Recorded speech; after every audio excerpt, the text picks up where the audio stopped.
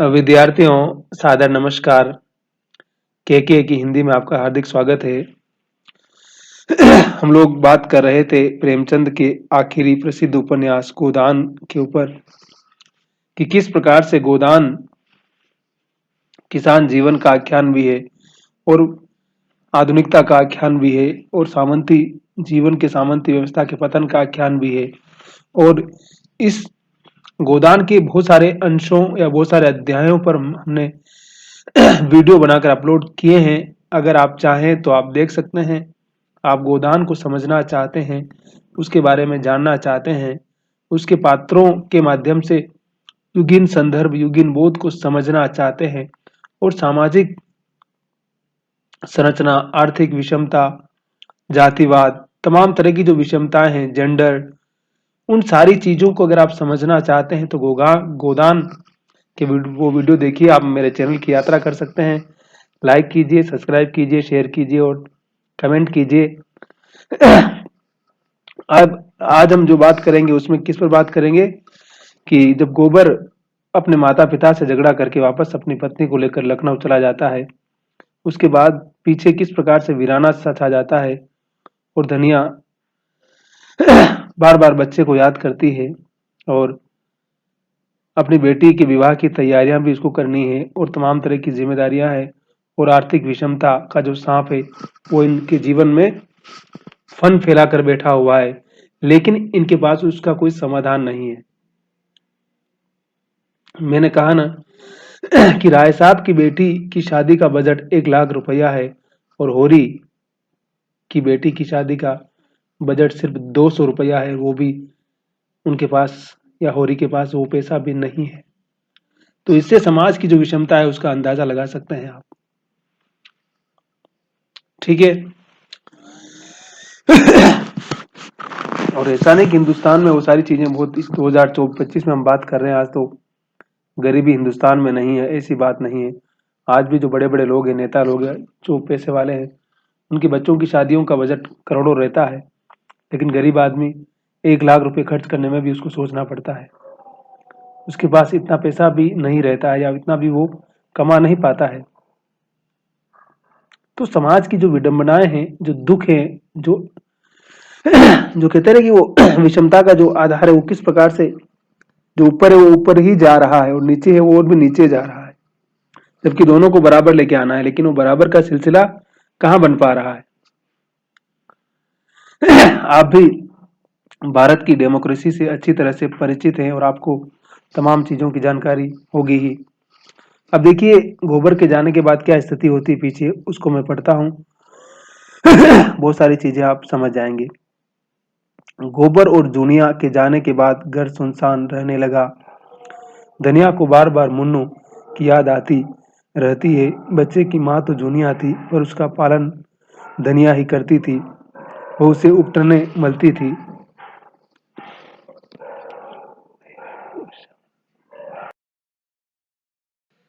तो क्या होता है, वह उसे उपटने मलती, काजल लगाती, सुलाती और जब कामकाज से अवकाश मिलता उसे प्यार करती। वात्सल्य का यह नशा ही उसकी विपत्ति को बुलाता रहता था। उसका भोला भाला मक्खन सा मुंह देखकर वह अपनी सारी चिंता भूल जाती और स्नेह मय गर्व से उसका हृदय फूल उठता। मतलब बच्चे को देख करके किस प्रकार से वो सारी चीजें, चिंताएं भूल जाती थी धनिया। वह जीवन का आधार अब न था। उसका सूना खटोला देखकर वह रो उठती। वह कवच जो सारी चिंताओं और दुराशाओं से उसकी रक्षा करता था, उससे छीन गया था। वह बार बार सोचती, उसने दुनिया के साथ ऐसी कौन सी बुराई की थी जिसका उसने यह दंड दिया। डाइन ने आकर उसका सोना सा घर मिट्टी में मिला दिया। गोबर ने तो कभी उसकी बात का जवाब भी न दिया था। इसी राण ने उसे फोड़ा और वहां जाकर न जाने कौन कौन सा नाच नचाएगी। यहाँ वह बच्चे की कौन बहुत परवाह करती थी। उसे तो अपनी मिस्सी काजल मांग चोटी से ही छुट्टी नहीं मिलती। बच्चे की देखभाल क्या करेगी। बेचारा अकेला जमीन पर पड़ा रोता होगा। बेचारा एक दिन भी तो सुख से नहीं रहने पाता। कभी खांसी, कभी दस्त, कभी कुछ, कभी कुछ। यह सोच सोच कर उसे दुनिया पर क्रोध आता। गोबर के लिए अब भी उसके मन में वही ममता थी। इसी चुड़ैल ने उसे कुछ खिला पिला कर अपने वश में कर लिया। ऐसी मायावी न होती तो यह टोना ही कैसे करती, कोई बात न पूछता था। बोझाइयों की लातें खाती थी। यह भुग्गा मिल गया तो आज रानी हो गई है। ये कौन कह रहा है? तनिया सब विचार कर रही, सोच रही है उसके जाने के बाद क्या करती बेचारी। होरी ने चिढ़कर कहा, जब देखो तब दुनिया को ही दोष देती है। यह नहीं समझती कि अपना सोना खोटा तो सोनार का क्या दोष। गोबर उसे न ले जाता तो क्या वह आपसे आप चली जाती। शहर का दाना पानी लगने से लोंडे की आंखें बदल गई। ऐसा क्यों नहीं समझ लेती। धनिया गरज उठी, अच्छा चुप रहो। तुम्ही ने रांड को मुंड पर चढ़ा रखा था, नहीं मैंने पहले ही दिन झाड़ू मारकर निकाल दिया होता।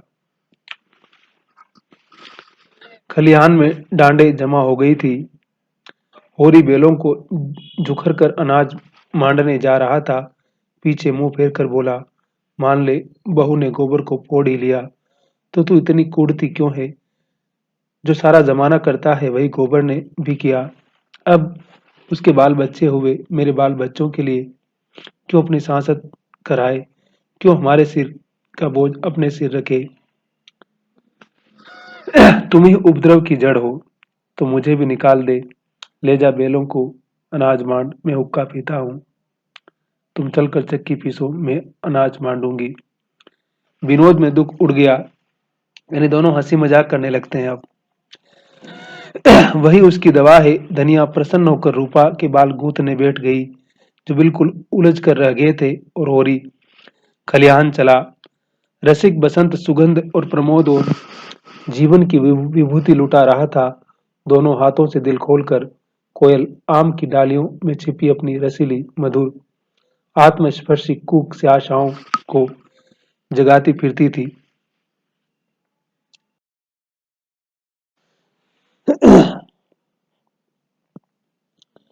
महुए की डालियों पर मैनों की बारात सी लगी बैठी थी। नीम और सिरस और करौंदे अपनी महक में नशा सा घोल देते थे। होरी आमों के बाग में पहुंचा तो वृक्षों के नीचे तारे से खिले थे उसका व्यथित निराश मन भी इस व्यापक शोभा और स्फूर्ति में आकर गाने लगा। बस फागुन आने वाला है तो वो भी गीत गा रहा है। क्या गीत गा रहा है कि हिया जरत रहत दिन रेन, आम की डरिया कोयल बोले, तनिक न आवत चैन। क्या कह रहा है कि मेरा दिल दिन रात जलता रहता है और आम की डालिया पर कोयल बोल रही है और मुझे बिल्कुल भी चैन नहीं मिलता है, मैं बेचैन हो गया हूँ। कौन कह रहा है? ये होरी कह रहा है। और होरी को अपना वो बचपन का प्रेम मोहब्बत जवानी अपनी उसको याद आ जाती है। सामने से दुलारी सहुआइन गुलाबी साड़ी पहने चली आ रही थी। पाँव में मोटे चांदी के कड़े थे, गले में मोटे सोने की हंसली, चेहरा सूखा हुआ पर दिल हरा। एक समय था जब होरी खेत खलिहान में उसे छेड़ा करता था। वह भाभी थी, होरी देवर था। इस नाते दोनों में विनोद होता रहता था। जब से साहजी मर गए, दुलारी ने घर से निकलना छोड़ दिया। सारे दिन दुकान पर बैठी रहती थी और वहीं से सारे गांव की खबर लगाती रहती थी। कहीं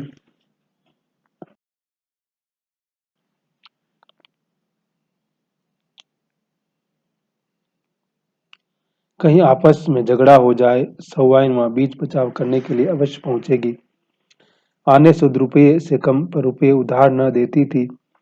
और यद्यपि सूद के लोभ में मूल भी हाथ न आता था, जो रुपये लेता खाकर बैठा रहता, मगर उसके ब्याज का दर ज्यों का त्यों बना रहता था। बेचारी कैसे वसूल करे। नालिश फरियाद करने से रही, थाना पुलिस करने से रही, केवल जीभ का बल था। पर जो जो उम्र के साथ जीभ भी तेजी बढ़ती जाती थी, उसकी काट घटती जाती थी। अब उसकी गालियों पर लोग हंस देते थे और मजाक में कहते, क्या करेगी रुपये लेकर काकी, साथ तो एक कौड़ी भी न ले जा सकेगी। गरीब को खिला पिलाकर जितना आशीष मिल सके ले ले, यही परलोक में काम आएगा। और दुलारी परलोक के नाम से जलती थी। बस यही था उसका जीवन। होरी ने छेड़ा, आज तो भाभी तुम सचमुच जवान लगती हो। सौवाइन मगन होकर बोली, आज मंगल का दिन है, नजर न लगा देना। इसी मारे में कुछ पहनती ओढ़ती नहीं, घर से निकलती तो सभी घूरने लगते हैं, जैसे कभी कोई मेहरियां देखी ना हो। मेहरिया यानी स्त्री। पटेश्वरी लाला की पुरानी बात अभी तक नहीं छूटी। होरी ठिठक गया। बड़ा मनोरंजक प्रसंग छिड़ गया था। बेल आगे निकल गए। वह तो आजकल बड़े भगत हो गए हैं, देखती नहीं हो। हर पूर्णमासी को सत्यनारायण की कथा सुनते हैं और 2 जून मंदिर में दर्शन करने जाते हैं। ऐसे लंपट जितने होते हैं सभी बूढ़े होकर भगत बन जाते हैं। कुकर्म का प्रायश्चित तो करना ही पड़ता है। पूछो, मैं अब बुढ़िया हुई, मुझसे क्या हंसी। तुम अभी बुढ़िया कैसे हो गई भाभी, मुझे तो अब भी। अच्छा चुप भी रहना, नहीं 150 गाली सुना दूंगी। लड़का परदेश कमाने लगा है, एक दिन नेवता भी नहीं खिलाया, सेंत मेंत में भाभी बनाने को तैयार। मुझसे कसम ले लो भाभी, जो मैंने उसकी कमाई का एक पैसा भी छुआ हो, न जाने क्या लाया, कहाँ खर्च किया, मुझे कुछ भी पता नहीं। बस एक जोड़ा धोती और एक पगड़ी मेरे हाथ लगी। अच्छी अच्छी बात है, कमाने तो लगा, आज नहीं कल घर संभालेगा ही, भगवान उसे खुशी रखे। हमारे रुपये भी थोड़ा थोड़ा देते चलो, सूद ही तो बढ़ रहा है।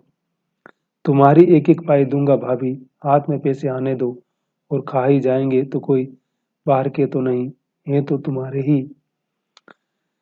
सवाइन ऐसी विनोद भरी चापलूसी से निस्त्र हो जाती थी, मुस्कुराती हुई अपनी राह चली गई। होरी लपक कर बेलों के पास पहुंच गया और उन्हें पोड़ में डालकर चक्कर देने लगा। सारे गांव का यही एक खलियान था। कहीं मड़ाई हो रही थी, कोई अनाज ओसा रहा था, कोई गल्ला तोड़ रहा था।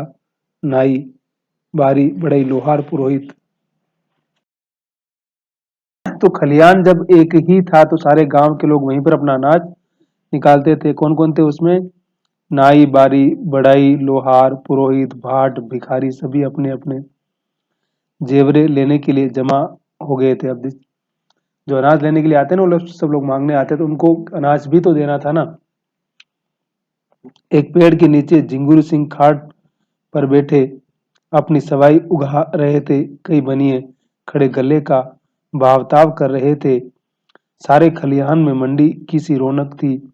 एक खटकिन बोर और कमोय बेच रही थी और एक खांचे वाला तेल के सेव और जलेबियां लिए फिर रहा था।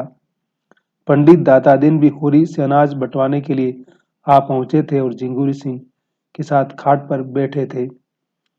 दातादीन ने सुरती मलते हुए कहा, कुछ सुना? सरकार भी महाजनों से कह रही है कि सूद का दर घटा दो, नहीं डिग्री न मिलेगी। झिंगुरी तंबाकू फांक कर बोले, पंडित मैं तो एक बात जानता हूँ, तुम्हें गरज पड़ेगी तो 100 बार हमसे रुपये उधार लेने के लिए आओगे और हम जो ब्याज चाहेंगे लेंगे। सरकार अगर असामियों को रुपया उधार देने का कोई बंदोबस्त न करेगी तो हमें इस कानून से कुछ न होगा। हम दर कम लिखेंगे लेकिन 100 में 25 पहले ही काट लेंगे, इसमें सरकार क्या कर सकती है। अब देखिए, जो व्यापारी होता है वो किस प्रकार से हर चीज का काट निकाल लेता है और अपना फायदा कैसे निकालता है, ये सारी बातें इन दोनों के माध्यम से समझ सकते हैं। यह तो ठीक है, लेकिन सरकार भी इन बातों को खूब समझती है। इसकी भी कोई रोक निकालेगी, देख लेना।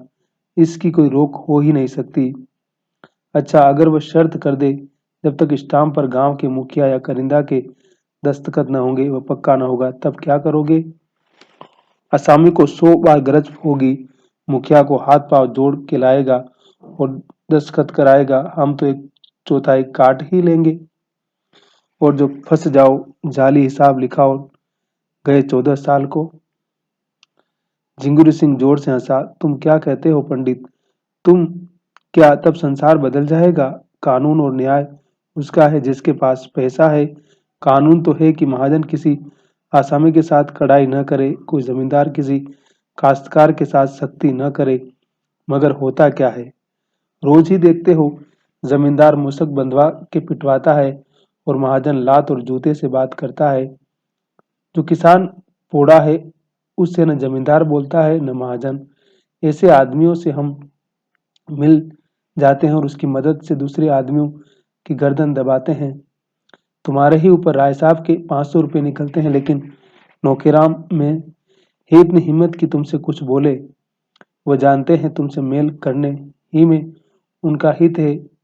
असामी में इतना भूता है कि रोज अदालत दौड़े, सारा कारोबार इसी तरह चलता जाएगा जैसे चल रहा है। कचहरी अदालत उसी के साथ है जिसके पास पैसा है। हम लोगों को घबराने की कोई बात नहीं है। अब देखिए, सारे समाज के वो लोग हैं जो कितने लोगों का शोषण करते हैं, जिनके पास पावर है, इसलिए वो चाहते हैं कि सिस्टम ऐसे ही चलता रहे ताकि हमारा कारोबार चलता रहे और हम ऐसे ही लोगों का शोषण करते रहें। ठीक है ना, चाहे जिंगूरी हो, चाहे दाता दीन हो, चाहे नौखेराम हो, सब, क्योंकि इनके पास कहते हैं सिस्टम इन्हीं के अंडर में चल रहा है। जैसे आजकल की जो ग्राम पंचायत होती है उसमें क्या होता है, सरपंच सचिव ये जो कुछ अधिकारी होते हैं वही डिसाइड करते हैं, तो सारे मिलकर के अंदर से सब कुछ तय कर लेते हैं। अब तो फिर भी ऑनलाइन चीजें हो गई है, लेकिन जब ऑफलाइन था तब अंदर ही अंदर सब कुछ साइन हो जाते थे और सारा पैसा भी पास हो जाता था और खा भी जाते थे और कागजों पर ही सारे काम होते थे।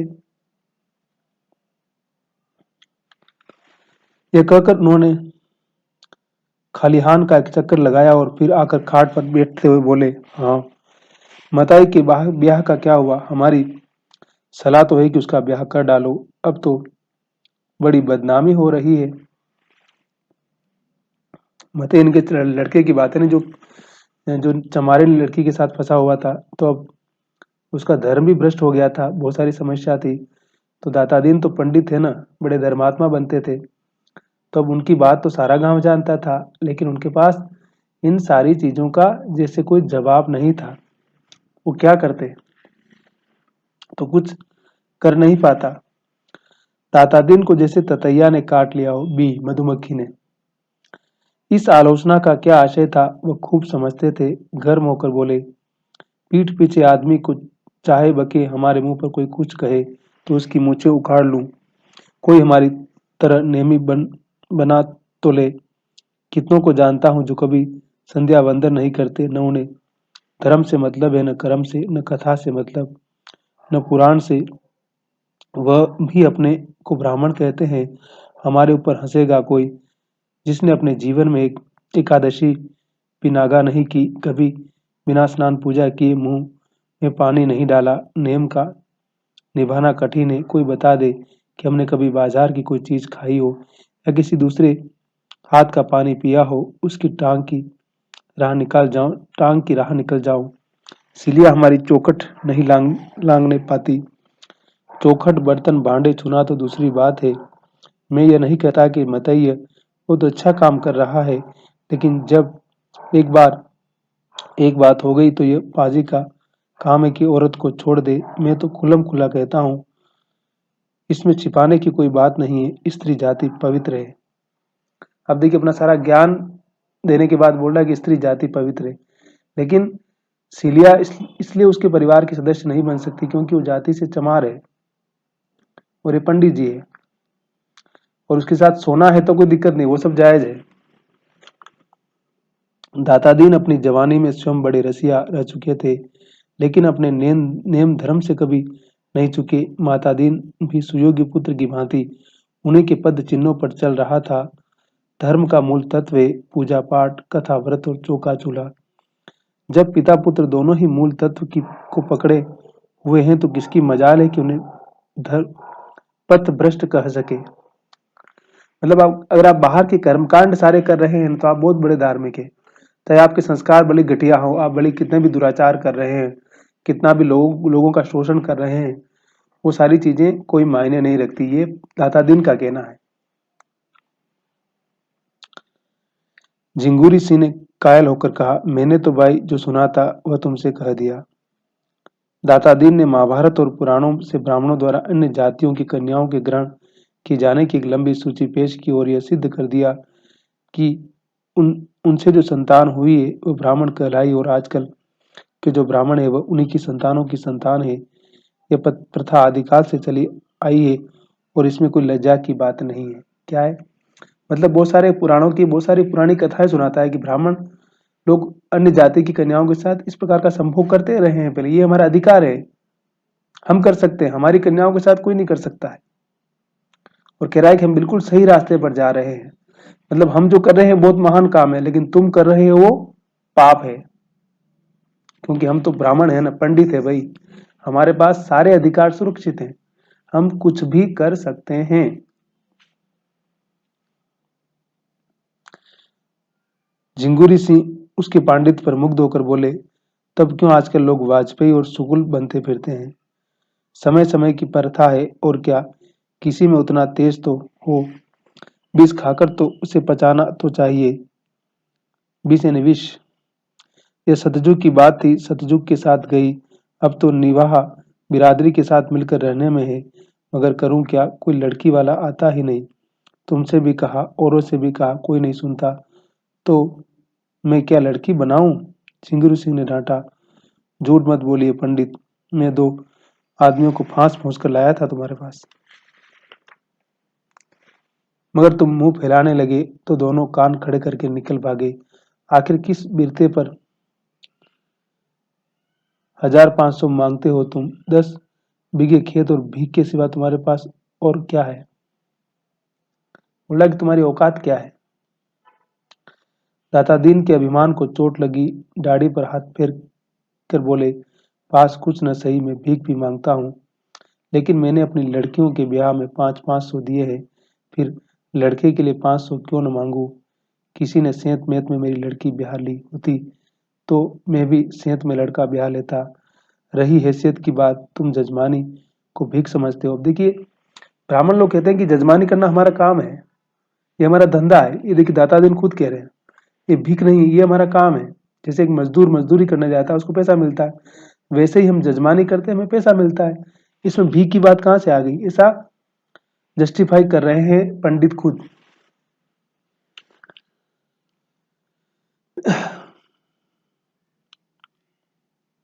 मैं तो उसे जमींदारी समझता हूँ, बंक घर, जमींदारी मिट जाए, बंक घर टूट जाए, लेकिन जजमानी अंत तक बनी रहेगी। जब तक हिंदू जाति रहेगी तब तक ब्राह्मण भी रहेंगे और जजमानी भी रहेगी।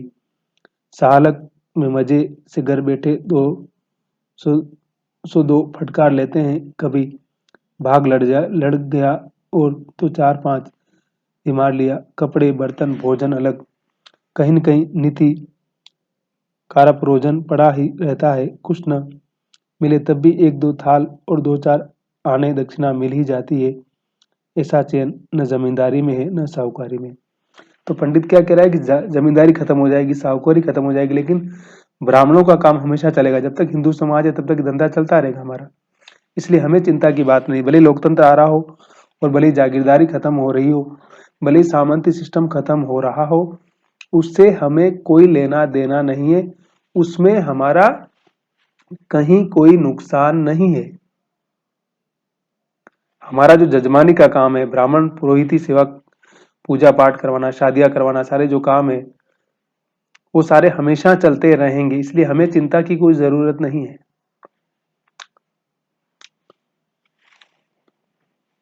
और फिर मेरा तो सिलिया से जितना उबार होता है उतना ब्राह्मण की कन्या से क्या होगा? वह तो बहुरिया बनी बैठी रहेगी, बहुत हो गया, रोटियां पका देगी। यहाँ सिलिया अकेली 3 आदमियों का काम करती है और मैं रोटी के सिवा और क्या देता हूँ? बहुत हुआ तो साल में एक धोती दे दी। अब पंडित क्या बोल रहा है?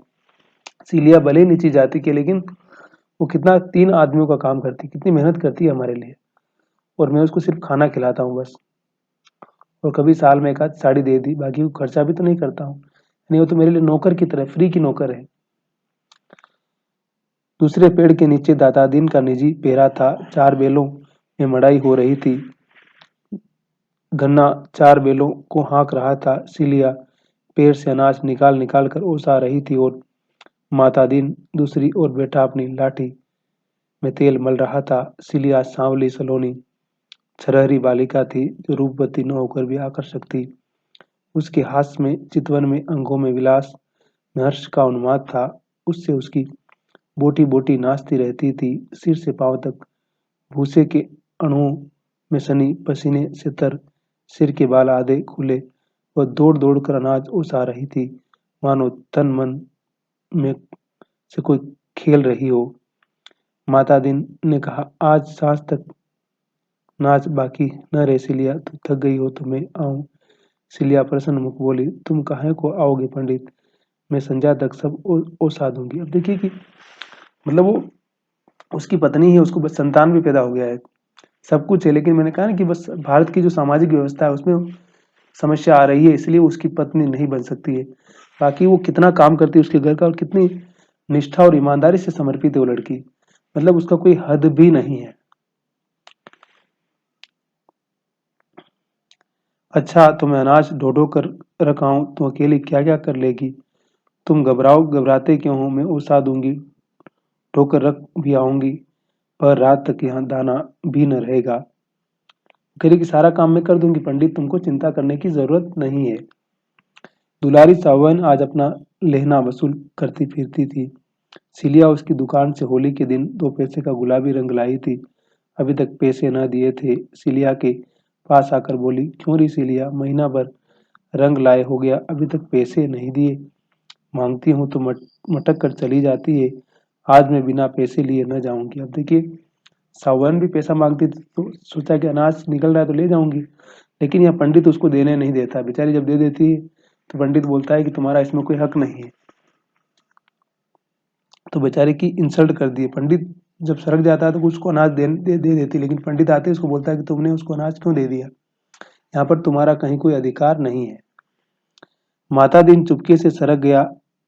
सिलिया का तन और मन दोनों लेकर भी बदले में कुछ न देना चाहता था। सिलिया अब उसकी निगाह में केवल काम करने की मशीन थी और कुछ नहीं। उसकी ममता को वो बड़े कौशल से नचाता रहता था। सिलिया ने आंख उठाकर देखा तो माता दिन वहां न था। बोली, चिल्लाओ मत सावन, ये ले जाओ, 2 की जगह 4 पैसों का अनाज, अब क्या जान लोगी, मैं मरी थोड़े ही जाती थी। उसने अंदाज से कोई शेर भर अनाज ठेर में से निकालकर सावन के फैले हुए आंचल में डाल दिया। उसी वक्त माता दिन पेड़ की आड़ से जल्लाता हुआ निकला और सावन का आंचल पकड़कर बोला, अनाज सीधे रख दो सावन, लूट नहीं है।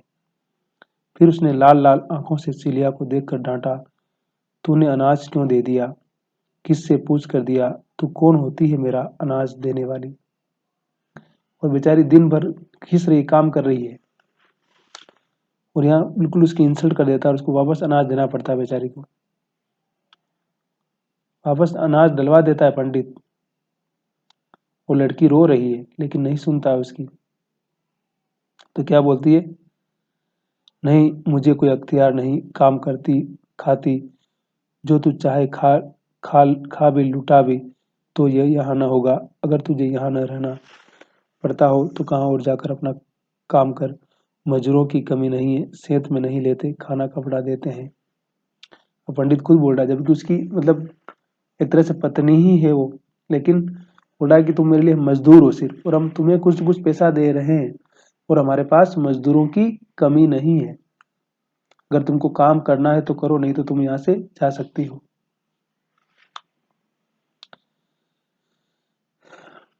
सिलिया ने उस पक्षी की भांति जिसे मालिक ने काट कर पिंजड़े से निकाल दिया हो, माता दिन की ओर देखा। उस चितवन में वेदना अधिक थी या भर्त्सना, ये कहना कठिन है, पर उसी पक्षी की भांति उसका मन फड़फड़ा रहा था और ऊंची डाल पर उन्मुक्त वायुमंडल में उड़ने की शक्ति न पाकर उसी पिंजड़े में जा बैठना चाहता था, चाहे उसे वेदना बेपानी पिंजरे की तीलियों से सिर टकरा टकरा टकरा कर मर ही क्यों न जाना पड़े। सिलिया सोच रही थी, अब उसके लिए दूसरा कौन सा ठोर है। वह ब्याहता न होकर भी संस्कार में और व्यवहार में और मनोभावना में ब्याहता थी, और अब माता दिन चाहे उसे मारे या काटे, उसे दूसरा आश्रय नहीं, दूसरा अवलंबन नहीं है। उसे वह दिन याद आए, और अभी 2 साल पहले भी तो नहीं हुए जब यही माता दिन उसके तलवे सहलाता था, जब उसने जनेऊ हाथ में लेकर कहा था, सिलिया जब तक दम में दम है तुझे ब्याहता की तरह रखूंगा, जब प्रेमातुर होकर हार में और बाग में वो नदी के तट पर उसके पीछे पीछे पागलों की भांति फिरा करता था, और आज उसका यह निष्ठुर व्यवहार, मुट्ठी पर अनाज के लिए उसका पानी उतार लिया। उसने कोई जवाब न दिया। कंठ में नमक के एक डले का सा अनुभव करती हुई हाथ और शिथिल हाथों से फिर काम करने लगी। उसी वक्त उसकी माँ बाप, दोनों भाई और कई अन्य चमारों ने न जाने किधर से आकर माता दिन को घेर लिया। सिलिया की माँ ने आते ही उसके हाथ से अनाज की टोकरी छीनकर फेंक दी और गाली देकर बोली, रांड, जब तुझे मजदूरी ही करनी है तो घर की मजदूरी छोड़कर यहाँ क्या करने आई? जब ब्राह्मण के साथ रही है तो ब्राह्मण की तरह सारी बिरादरी की नाक कटवाकर भी चमारिन ही बनना था, तो यहाँ क्या घी का लौंदा लेने आई थी? चुल्लू पर पानी में डूब नहीं मरती। झिंगुरी सिंह और दाता सिंह दोनों दौड़े और चमारों के बदले हुए तेवर देखकर उन्हें शांत करने लगे, क्योंकि अब सारे गुस्से में आ गए थे ना भाई भाई। चमार लोगों ने कहा कि आज इसकी औकात बता के ही रहेंगे हम। करने की चेष्टा करने लगे। झिंगुरी सिंह ने सिलिया के बाप से पूछा, ये क्या है चौधरी, किस बात का झगड़ा है? सिलिया का बाप हरकू 60 साल का बूढ़ा था, काला, दुबला, सूखी मिर्च की तरह पिचका हुआ, पर उतना ही तीक्ष्ण बोला, झगड़ा कुछ नहीं है ठाकुर, आज या तो माता दिन को चमार बना के छोड़ेंगे या उसका और अपना रक्त एक कर देंगे। सिलिया कन्या जात है, किसी न किसी के घर जाएगी ही, इस पर हमें कुछ नहीं कहना, मगर जो कोई भी रखे हमारा होकर रहे। तुम हमें ब्राह्मण नहीं बनाना चाहते, मुद्दा हम तुम्हें चमार बना सकते हैं। हमें ब्राह्मण बना दो, हमारी सारी बिरादरी बनने को तैयार है। जब ये समर्थ नहीं है तो फिर तुम भी चमार बनो, हमारे साथ खाओ पियो, हमारे साथ उठे बैठो, हमारी इज्जत लेते हो तो अपना धर्म हमें दे दो। सीधी बात बोली उसने कि अगर तुम मेरी लड़की के साथ सो सकता है, सब कुछ कर सकता है, तो फिर उसको अपनाने में क्या दिक्कत है तुम्हें? दाता दीन ने लाठी फटकार कर कहा, मुंह संभाल कर बातें कर हरखुआ, तेरी बिटिया वह खड़ी है, ले जा जहाँ चाहे। हमने उसे बांध नहीं रखा, काम करती है, मजदूरी लेती थी, या मजदूरों की कमी नहीं है। सिलिया की माँ उंगली चमकाकर बोली, वाह वाह पंडित, खूब नियाव करते हो। तुम्हारी लड़की किसी चमार के साथ निकल गई होती तो तुम इसी तरह की बातें करते तो देखती। हम चमार हैं इसलिए हमारी कोई इज्जत नहीं नहीं। हम सिलिया को अकेले न ले जाएंगे, उसके साथ माता दिन को भी ले जाएंगे जिसने उसकी इज्जत बिगाड़ी है। तुम बड़े नेमी धर्मी हो, उसके साथ सोओगे लेकिन उसके साथ उसके हाथ का पानी न पियोगे। यही चुड़ैल है कि यह सब सहती है। मैं तो ऐसे आदमी को माहौल दे देती। माहौल यानी जहर होता है एक तरह का। हरखू ने अपने साथियों को ललकारा, सुन ली इन लोगों की बात कि नहीं, अब क्या मुंह खड़े ताकते हो? इतना सुनना था कि दो चमारों ने लपक कर माता दिन के हाथ पकड़ लिए और तीसरे ने झपट कर उसका जनेऊ तोड़ डाला, और उसके पहले की दाता दिन और झिंगुर सिंह अपनी अपनी लाठी संभाल सके तो चमारों ने माता दिन के मुंह में एक बड़ी सी हड्डी का टुकड़ा डाल दिया। माता दिन ने दांत जकड़ लिए, फिर भी वह घिनौनी वस्तु उसके होठों में तो लग ही गई। उन्हें मतली हुई और मुंह अपने आप खुल गया और हड्डी कंठ तक जा पहुंची। इतने में खलियान के सारे आदमी जमा हो गए, पर आश्चर्य है कि कोई इन धर्म के लुटेरों से मुजाहिम न हुआ। माता दिन का व्यवहार सभी को नापसंद था। वह गांव की बहु बेटियों को बुरा करता था, इसलिए मन में सभी उसकी दुर्गति से प्रसन्न थे। हाँ, ऊपरी मन से लोग चमारों पर रोब जमा रहे थे। होरी ने कहा, अच्छा अब बहुत हुआ अर्कू, भला चाहते हो तो यहाँ से चले जाओ। अब देखिए कि कहते हैं ना कि मतलब मन में किस प्रकार का भाव होता है कि सब चाहते थे बुरा हो साले का, लेकिन अब सामने बोलेंगे तो पंडित नाराज हो जाए ना, इसलिए कुछ नहीं बोले। तो किस तरह से ये सारा खेल हो जाता है, और जो धर्म का जो नाटक था, तांडव था, वो किस प्रकार से समझे कि उसको समाप्त किया जाता है। अब देखिए माता दीन की स्थिति क्या होती है। माता दीन दाता दीन का बेटा है। माता दिन के कर चुकने के बाद निर्जीव सा जमीन पर लेट गया, मानो कमर टूट गई हो, मानो डूब मरने के लिए चुल्लू पर पानी खोज रहा हो। जिस मर्यादा के बल पर उसकी रसिकता और घमंड और पुरुषार्थ अकड़ता फिरता था, वह मिट चुकी थी। उस हड्डी के टुकड़े ने उसके मुंह को ही नहीं, उसकी आत्मा को भी अपवित्र कर दिया था। उसका धर्म इसी खान पान छूत विचार पर टिका हुआ था, आज उस धर्म की जड़ कट गई। अब वह लाख प्रायश्चित करे, लाख गोबर खाए और गंगा जल पिए, लाख दान पुण्य और तीर्थ व्रत करे, उसका मरा हुआ धर्म जी नहीं सकता। अगर अकेले की बात होती तो छिपा ली जाती, यहाँ तो सबके सामने उसका धर्म लूटा। अब उसका सिर हमेशा के लिए नीचा हो गया। आज से वह अपने घर में अछूत समझा जाएगा। उसकी स्नेहमयी माता भी उससे घृणा करेगी और संसार से धर्म का ऐसा लोप हो गया कि इतने आदमी केवल खड़े तमाशा देखते रहे, किसी ने छू तक न की। एक क्षण पहले जो लोग उसे देखते ही फालागन करते थे, अब उसे देखकर मुंह फेर लेंगे। वह किसी मंदिर में भी न जा सकेगा, न किसी के बर्तन भांडे छू सकेगा। और यह सब हुआ इस अभागिन सीलिया के कारण। पंडित जी का धर्म भ्रष्ट हो गया। भाई आप 1936 के भारत की कल्पना कीजिए और जातिवाद की कल्पना कीजिए। जब नीची जाति के लोगों को आप तालाब का पानी नहीं पीने दे रहे, कुओं का पानी नहीं पीने दे रहे, तो घर में रखना, उसकी कल्पना कर सकते हैं आप। इस मुल्क का जातिवाद कितना मतलब दुर्धर्ष है, उसके बारे में आप गांव हिंदुस्तान के गांवों की वास्तविकता को समझेंगे आप, तो शायद बहुत सारी चीजें समझ में आ जाएगी। आज भी कितने ही लोग इंटरकास्ट मैरिज करते हैं, तो किस प्रकार से उनकी हत्या हो जाती है, उनको मार दिया जाता है। और समाज के सो कॉल्ड प्रोग्रेसिव लोग कहते हैं कि गलत है सब कुछ है। तो इस प्रकार से बहुत सारे सवाल हैं और इसीलिए दाता माता दीन के साथ कुछ ऐसा ही होता है और उसे अब सारी चीजों का जैसे एहसास हो रहा है। तो किस तरह से ये सारा होता है और जो धर्म की जो नैतिकता की जो खास तौर की बात थी, उसका जो वास्तविक कहते हैं ना वास्तविकता उसकी इसे सामने नजर आती है। तो यहाँ पर मतलब धर्म क्या है, धर्म की मान्यता क्या, धर्म वह है जो जिस कहा जाता है ना, जो जिस मूल्य को हम धारण करते हैं। सिर्फ बाहर का कर्मकांड और दिखावा धर्म नहीं है। तो धर्म को समझने की आवश्यकता है, सिर्फ धर्म को खारिज करना भी उचित नहीं है। और भारतीय समाज की जो चेतना है उसको ट्रांसफॉर्मेशन की प्रक्रिया में लाने की आवश्यकता है। ठीक है, आपने पूरा सुना यहाँ तक, उसके लिए बहुत बहुत शुक्रिया। और हम मिलते हैं अगले वीडियो में। अपना ख्याल रखिए और मस्त रहिए। ठीक है।